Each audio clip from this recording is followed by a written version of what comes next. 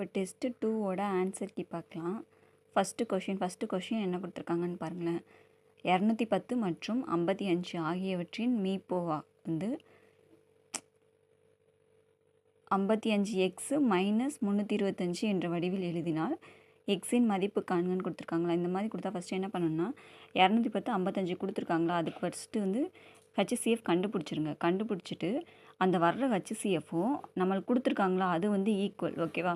அந்த மாதிரி போட்டிங்கன்னா எக்ஸ் கிடச்சிரும். அதுதான் நம்மளுக்கு என்னது ஆன்சர். செகண்ட் என்ன கொடுத்துருக்காங்க, 445 572 ஒரு குறிப்பிட்ட எண்ணால் வகுக்கும் போது முறையே மீதி 4 மற்றும் 5 தரக்கூடிய மிகப்பெரிய எண்ணை காண்க.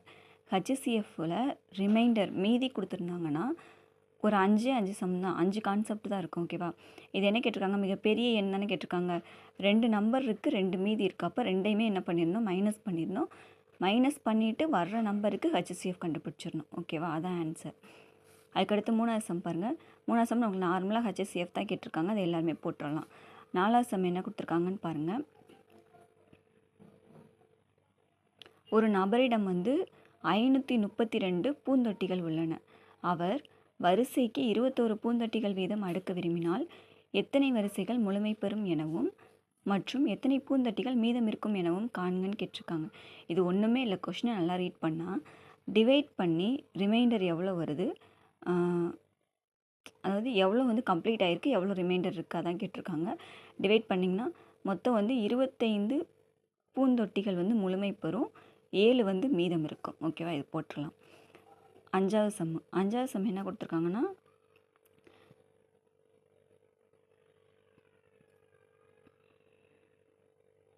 ஏபிசி வந்து 13ஆல் வகுப்பட்டுச்சுன்னா ஏ ப்ளஸ் பி ப்ளஸ் சி வந்து எந்த நம்பரால் வகுப்படுன்னு கேட்டிருக்காங்க.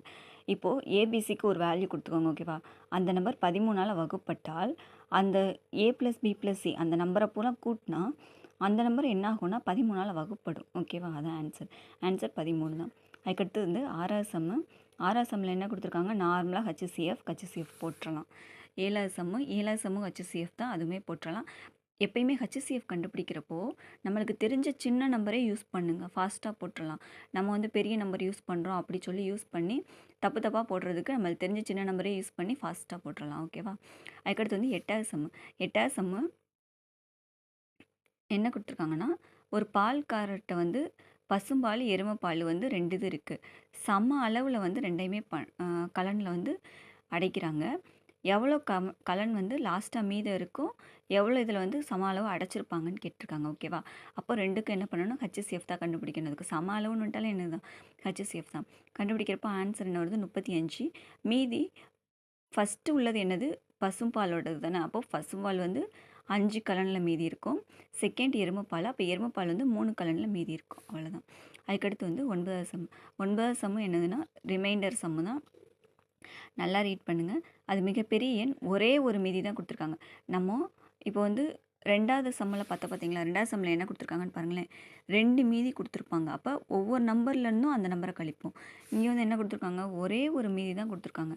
அப்போது 2 நம்பர்லேருந்து அந்த ஒரே மீதி தான் என்ன பண்ணணும், கழிக்கணும். கழித்து வர்ற நம்பர் பாருங்கள்.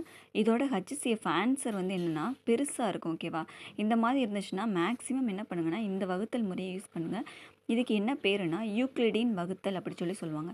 இது என்ன பண்ணணும்னு சொல்கிறேன் கேளுங்களேன். ஃபஸ்ட்டு வந்து பெரிய நம்பரை உள்ளே போட்டு சின்ன நம்பரை வெளியில் போட்டுக்கோங்க, ஓகேவா. இப்போ வந்து நம்மளுக்கு தெரியும் அப்படியே வகுத்துட்டே வரப்போகிறோம், வேறு எதுவுமே கிடையாது. இப்போது இது வந்து 1 டைம்ஸ் போணுச்சுன்னா 1218 அப்படியே வரும். மைனஸ் பண்ணிங்கன்னா 696, ஓகேவா. அதுக்கப்புறம் இங்கே இருக்குதா, இதை வகுத்தது எதை வச்சு வகுத்தமோ அதை திரும்ப உள்ளே போடணும், ஓகேவா. இப்போது அந்த மாதிரி போடுறப்போ இது வந்து வெளியில் இருக்குமா, இதை வச்சு டிவைட் பண்ணுறப்போ ஒரு தரம் தான் போகும். அதுக்கப்புறம் வந்துருச்சா, திரும்ப இங்கே என்ன இருக்குது அதை உள்ளே போடணும், திரும்ப 1 டைம் போகும் திரும்ப. அதுக்கப்புறம் வந்து இங்கே உள்ளது தூக்கி இங்கே உள்ளே போடுவீங்களா, இதை திரும்ப வகுத்திங்கன்னா 3 டைம்ஸ். லாஸ்ட் இது மாதிரி 0 வர வரைக்கும் பண்ணணும். லாஸ்ட்டாக இந்த இடத்துல என்ன வருதோ அதுதான் ஹச்சிசிஎஃப், ஓகேவா. ஆன்சர் வந்து 174. ஹச்சிசிஎஃப் ஆன்சர் பெருசாக இருந்துச்சுன்னா இந்த மாதிரி ட்ரை பண்ணுங்கள், ரொம்ப ஈஸியாக இருக்கும். அடுத்து 10வது சம்மும் ஃபஸ்ட்டு சம்மும் ஈக்குவல் கான்செப்ட். ஹச்சிசிஎஃப் கண்டுபிடிச்சி ரெண்டையும் ஈக்குவல் பண்ணணும். அதே மாதிரி தான் 10வது சம்மும் பாருங்கள். ஹச்சிசிஎஃப் கண்டுபிடிச்சிட்டு அவங்க கொடுத்ததையும் அதையும் ஈக்குவல் பண்ணி நம்ம எக்ஸ் கண்டுபிடிக்கிறோம். இந்த இடத்துல அதாவது நம்பர் இதில் என்ன அங்கே வந்து உங்களுக்கு வந்து எக்ஸுன்னு ஒரே ஒரு வேல்யூ கொடுத்துட்டான். இங்கே வந்து எக்ஸு ஒய்ன்னு கொடுத்துருக்கான். அப்போ என்ன பண்ணணும்னா வேல்யூ தான் சப்ஸ்டியூட் பண்ணணும். கொஷினில் என்னென்ன ஆப்ஷன் இருக்கோ அதை வந்து ஒவ்வொன்றா சப்ஸ்டியூட் பண்ணணும். நம்மளுக்கே தெரியும் எதை சப்ஸ்டியூட் பண்ணால் ஈஸியாக ஆன்சர் வரணும். அந்த மாதிரி தான் இதை எடுக்க முடியும். ஓகேவா? இப்போ 11வது சம். 11வது சம்மில் என்ன கொடுத்துருக்காங்க? ஒரு மிகை முழுவை வந்து 88ஆல் வகுக்கும் போது ஒரு மிகை முழுவை 88ஆல் வகுக்கும் போது மீதி 61 கிடைக்குது. அதே மிகை முழுவை 11ஆல் வகுக்கும் போது கிடைக்கும் மீதி. அந்த மிகை முழு எவ்வளோனே தெரியாது. கரெக்டாக 88ஆல் வகுத்தோம்னா 61 மீதி கிடைக்குது. ஓகேவா? அதுக்கப்புறம் வந்து அதே மிகை முழு அந்த மிகை முழு என்னென்னு தெரியாது. ஓகேவா? 11ஆல் வகுக்கும் போது கிடைக்கும் மீதி என்னென்னு கொடுத்துருக்காங்க. இந்த மாதிரி சமயம் என்ன பண்ணணும்னா நம்மளுக்கு ஒரு மீதி கிடச்சிருக்குமா? மீதி என்ன கிடச்சிருக்கு? 61 கிடச்சிருக்கா? அந்த 61 அதுக்கடுத்து எதால் வகுக்க சொல்கிறாங்களோ அதால் வகுத்திங்கன்னா அதான் ஆன்சர். இப்போ என்ன வகுத்திங்கன்னா என்ன வரும்? 5 டைம்ஸ் ஃபுல்லாக போகும். ரிமைண்டர் 6 இருக்கும். அப்போ மீதி என்னது? 6. அதான் ஆன்சர். ஓகேவா? அதுக்கடுத்து வந்து 12வது சம்மு. எம் என் வகுக்கும் போது எம் மற்றும் எண்ணின் மீப்போவா மீச்சியமா காண்க அப்படின்னு சொல்லி கேட்டிருக்காங்க. எம் என் இதுக்கு வந்து நம்மளாக ஒரு வேல்யூ கொடுத்துக்கலாம். என்ன வேணால் கொடுத்துக்கலாம். ஓகேவா? இதோட ஹச்சிசிஎஃப் என்ன, எல்சிஎம் நம்ம எடுத்த வேல்யூவோட ஹச்சிசிஎஃப் என்ன, எல்சிஎம் என்னன்னு கண்டுபிடிக்கணும். இப்போ வந்து ஹச்சிசிஎஃப் என்ன வந்திருக்கு? 4ன்னு வந்திருக்கு. 4ங்கிறது என்னது? என். எல்சிஎம் என்ன வந்திருக்கு? 16ன்னு வந்திருக்கு. 16ங்கிறது என்னது? எம். ஓகேவா? அப்போ ஆன்சர் என்னது? என் கமா எம். நம்மளுக்கு கொஷினில் என்ன கேட்டிருக்காங்க? ஹச்சிசிஎஃப் மற்றும் எல்சிஎம் தான். இதே எல்சிஎம் மற்றும் ஹச்சிசிஎஃப்னு கேட்டாங்கன்னா அப்படியே மாறும். எம் கமா என்னன்னு வரும். ஓகேவா? இப்போ 13வது சம் பாருங்கள். 2 power n 3 power 2 power m 3 power n இதோட ஹச்சிசிஎஃப். இதுக்கு ரெண்டுக்கும் சம்மந்தமே கிடையாது. ஓகேவா? என்ன வேல்யூ போட்டாலும் சம்மந்தம் வராது. அதனால் ஆன்சர் என்னது? 1 தான். 14வது சம்மு. ஒரு நம்பர் கொடுத்து அது பகு இந்த மாதிரி ஒரு இது கொடுத்து இது பகு எண்ணா பகா எண்ணா அந்த மாதிரி கொடுத்துருப்பாங்க. ஓகேவா? இப்போ வந்து இதை பாருங்களேன். இதுலேயும் 3 நடுவில் ப்ளஸ் இருக்குது. அப்போ இதுவும் இந்த சைடும் இந்த சைடும் 3 காமனாக இருக்குது. அப்போ 3 காமனாக வெளில எடுத்துட்டோம்னா 7 × 5 × 2 ப்ளஸ் இந்த 3 வெளில போயிடுச்சுன்னா என்ன ஆயிரும்? 1ன்னு மாறிடும். இப்போது 3ஆல் பெருக்கப்படுறாங்க. அப்போது பகா எண்ணுக்கு கான்செப்ட் என்னது? 1ஆலையும் தன்னாலையும் மட்டும்தானே வகுப்படணும். இது வந்து 3ஆல் வகுப்படுது. அப்போ இது பகா எண்ணு இருக்க வாய்ப்பே இல்லை. இது வந்து ஒரு பகு எண் தான். ஓகேவா? அதுக்கு அடுத்த சம் பாருங்கள். 15வது சம்மு. a × bன்னு சொல்லிட்டு ஒரு 800ன்னு ஒரு வேல்யூ கொடுத்துருக்காங்க. ஏபியை வந்து அடுக்கில் வந்து எழுதணுன்னா அது அப்படி அவங்க கொடுத்த கான்செப்டில் எழுதணுன்னா நம்மளுக்கு வந்து ஏ என்னது பி என்னது அப்படி சொல்லி கேட்டிருக்காங்க. ஓகேவா? இப்போ வந்து 800 வந்து இந்த மாதிரி கொடுத்தாலேவும் ஃபஸ்ட்டு வந்து டானா வகுத்தல் போட்டு கண்டுபிடிச்சிடணும். ஓகேவா? 2 எத்தனை டைம்ஸ் இருக்குது? 5 டைம்ஸ். 5 எத்தனை டைம்ஸ் இருக்குது? 2 டைம்ஸ் இருக்குது. இப்போ வந்து ஏபி இன்ட்டு பிஏ அப்படி எழுதலாம். இல்லை பிஏ இன்ட்டு ஏபி இப்படி எழுதலாம். ஓகேவா? அப்போது ஏ 5 வரதுக்கு வாய்ப்பு இருக்குது, பி 2 வரதுக்கு வாய்ப்பு இருக்குது. அப்படியே மாற்றி வரதுக்கு என்ன இருக்குது? வாய்ப்பு இருக்குது. நம்மளுக்கு ஆப்ஷனில் 1 தான் இருக்குது. 5,2. அதனால் வந்து நம்ம கன்ஃபியூஸ் ஆகாமல் எடுத்துடலாம். ஓகேவா? 16வது சம்மு. இந்த மாதிரி பெரிய 2 கொடுத்துட்டு இதுக்கு வந்து ஹச்சிசிஎஃப் கேட்டிருப்பாங்க. ஓகேவா? இது வந்து என்ன பண்ணணும்னா போட்டோன்னா பெருசாக போயிட்டே இருக்கும். இப்போ இந்த நம்பர் பாருங்களேன். நம்மளுக்கு டிவிசபிலிட்டி ரூல்ஸ் நல்லாவே தெரியும். இது எல்லாமே கூட்டினா என்ன பண்ணணும்? 3ஆல் டிவைட் ஆகிறதுக்கு ரூல்ஸ் பார்த்தோன்னா எல்லாத்தையும் கூட்டி வர நம்பர் 3ஆல் டிவைட் ஆச்சுன்னா அந்த ஃபுல் நம்பரும் என்ன ஆகும்? 3ஆல் டிவைட் ஆகும். இப்போ இந்த நம்பர் பாருங்கள். கூட்டினா 27 வருது. டிவைட் ஆகுது 3ஆல். அப்போ இந்த ஃபுல் நம்பரும் 3ஆல் டிவைட் ஆகும். அப்போ அந்த மாதிரி ஆப்ஷனில் எது இருக்குன்னு செக் பண்ணுங்கள். 1 தான் இருக்கும். அதான் ஆன்சர். 17 பாருங்கள். 17வது சம்மும் அதே மாதிரி தான். கொடுத்துருக்கிறத வந்து டானா வகுத்தல் படி எழுதிடணும். 2 பவர் கொஷினில் மிஸ்டேக் இருக்குதுன்னு நினைக்கிது. இது எப்படி வரும்னா 2 பவர் ஏ 3 பவர் பின்னு கொடுத்துருப்பாங்க. ஏ என்னது பி என்னதுன்னு கேட்டிருப்பாங்க. ஓகேவா? கொஷினை பார்த்து மாற்றிக்கோங்க.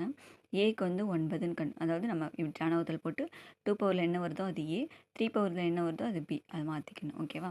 அதுக்கடுத்து வந்து 18வது சம்மு. கொஷினில் இது மிஸ்டேக் இருக்குது, மாற்றிக்கோங்க. ஓகேவா? 18வது சம்மு.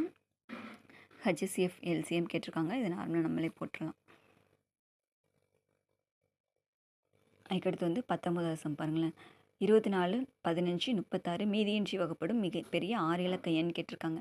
இதை செஞ்சோம்னா பெருசாக போகும். நம்ம வந்து நார்மலாக என்ன பண்ணலாம், டிவிசிபிலிட்டி ரூல்ஸ் நம்மளுக்கு நல்லாவே தெரியும். இதுக்குள்ளே என்ன இருக்குது, 3ல் பார்க்கலாம், இல்லை 9ல் பார்க்கலாம். இது 5ல் பார்க்கலாம், இல்லைன்னா 3ல் பார்க்கலாம். இது வந்து 8ல் பார்க்கலாம், 3ல். M3 24, 8 3ன்னு பிரிக்கலாம், இது 5 3ன்னு பிரிக்கலாம். இதை 3 பார்க்கலாம், 9 பார்க்கலாம். ஓகேவா? இப்போ வந்து நம்மளுக்கு 3 9 நல்லாவே தெரியும். எல்லாத்தையும் கூட்டினா என்ன ஆகும்னா 3ஆல் டிவைட் ஆச்சு, 3ஆல் டிவைட் ஆகணும். 9ஆல் டிவைட் ஆச்சுன்னா 9ஆல் டிவைட் ஆகும்னு அர்த்தம். ஓகேவா? அது மாதிரி பார்க்குறப்போ இது டிவைட் ஆகும், இதுவும் டிவைட் ஆகும், இதுவும் டிவைட் ஆகும். இதெல்லாம் கூட்டினா எல்லாமே 9ஆல் டிவைட் ஆகும். அப்போ அதை கண்டுபிடிக்க முடியாது. 9ஆல் டிவைட் ஆச்சுன்னா அசிசுல் 3ஆல் டிவைட் ஆகும், அதுவும் கண்டுபிடிக்க முடியாது. இப்போ 5ஆல் பார்க்குறப்போ இது 5ஆல் டிவைட் ஆகுமா? ஆகாது.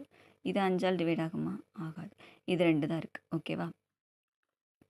அதுக்கடுத்து பாருங்கள், 8ஆல் பார்க்குறப்போ இது 8ஆல் டிவைட் ஆகுமா? 8ஆல் டிவைட் ஆகிறதுக்கு என்னது, லாஸ்ட்டு 3 டிஜிட்டை 8ஆல் டிவைட் பண்ணால் அந்த நம்பர் 8ஆல் டிவைட் ஆகணும். 8ஆல் டிவைட் பண்ணி பாருங்கள். 3 24, 27 3 30 டிவைட் ஆகாது. அப்போ இதுவும் வராது. இப்போ ஆன்சர் என்னது தான், இதுதான். ஓகேவா? டிவிசிபிலிட்டி ரூல்ஸ் நல்லா படித்து வச்சுக்கிட்டிங்கன்னா நிறைய கணக்குக்கு வந்து யூஸ் பண்ணலாம். ஓகேவா?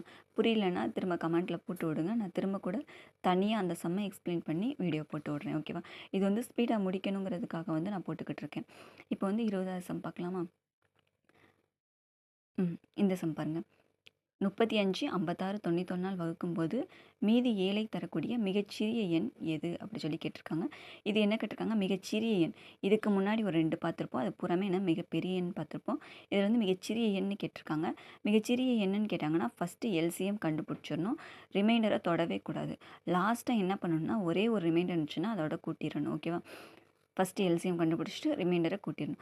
இதிலே 3 சம் இருக்கும். ரிமைண்டர் ஹெச்சிஎஃப் வச்சு தனியாக ஒன்று வந்திருக்கும், 2 இது ஒன்று வந்திருக்கும். அதுக்கப்புறம் வந்து எல்சிஎம் வச்சு வந்து ஒரே ஒரு ரிமைண்டர் வந்து கான்செப்டில் வந்திருக்கும். ஓகேவா? இந்த 3 சம்மையும் எடுத்து எழுதி வச்சுருங்க, ரொம்ப யூஸ்ஃபுல்லாக இருக்கும். ஓகேவா? ரிவைஸ் பண்ணுறப்போ. அதுக்கடுத்து பாருங்கள், முதல் 10 இயல் எண்களால் மீதியின்றி வகுப்படக்கூடிய மிகச்சிறிய எண் எதுன்னு கேட்டிருக்காங்க. ஓகேவா? இது வந்து நம்ம போட்டோன்னு வச்சுக்கோங்களேன், 1லேருந்து 10 வரைக்கும் உள்ள நம்பர்ஸ் எழுதி அதுக்கெல்லாம் எல்சிஎம் கண்டுபிடிச்சி அதான் வந்து அப்படி தான் ஆன்சர் கண்டுபிடிக்க முடியும். இதுக்கு என்ன பெஸ்ட்டு ஷார்ட்கட்னா மனப்பாடம் பண்ணிடுங்க. ஓகேவா? இந்த மாதிரி டேட்டாஸ்லாம் என்ன பண்ணிடணும், மனப்பாடம் பண்ணிடணும். முதல் 10 இயல் எண்கள் மீதியின்றி வகுப்படக்கூடிய சிறிய எண் அப்படின்னு கேட்டால் என்ன பண்ணணும்னா 25 20. ஓகேவா? 25 20. அதுக்கடுத்து என்ன கொடுத்துருக்காங்க, 7ஆல் வகுக்க. இது 2 7ஆல் வகுக்க சொல்லியிருப்பாங்க கணக்கில். இப்போ இதை 7ஆல் வகுத்தோன்னு வச்சுக்கோங்களேன், இது பெரிய நம்பர் வேணாம். இதை 7ஆல் வகுத்தோன்னு நம்மளுக்கே தெரியும். 7 7 8னா கேன்சல் பண்ணுறப்போ 1 1. இது 7ஆல் போயிடும். மிச்சம் என்ன தான் இருக்கும், 1 தான் இருக்கும். அப்போ ஆன்சர் என்னது 1. ஓகேவா? அப்புறம் 23வது சம். இது ரொம்ப ரொம்ப இம்பார்ட்டன்ட், ஸ்கூல் புக்கில் இருக்குது. ஓகேவா? இப்போ இது பாருங்கள், 2/81 டிவைட் 17ஆல் வகுக்க மீதி எவ்வளோ கிடைக்கும்னு கேட்டிருப்பாங்க. இந்த மாதிரி கேட்குறப்ப என்ன பண்ணணும்னா ஃபஸ்ட்டு இது பிரிக்கணும். 2/4 இன்ட்டு 20ன்னு பிரிச்சிங்கன்னா 2/18 வந்துடுமா? அப்போ இன்னும் 1 ரிமைண்டர் இருக்கா, 2/1. இதை எதால் வகுக்கணும், 17ஆல் வகுக்கணும். ஓகேவா? இப்போ வந்து இதை என்ன பண்ணுவீங்க, 2/4னா 16, இந்த ஹோல் பவர் 20. 2/1 divided by 17. ஓகேவா? இப்போ இந்த 16 இருக்கா, 16 17 - 1ன்னு பிரிக்கலாம்.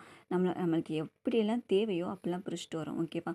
இப்போ இந்த 17 - 1ன்னு பிரிச்சிங்கன்னா இன்ட்டு 2 அப்படியே வரும், பை 17. இப்போ இந்த 17/20 என்ன ஆயிரும், டிவைட் ஆயிரும். இந்த 1/20 தான் என்ன ஆகாது, டிவைட் ஆகாது.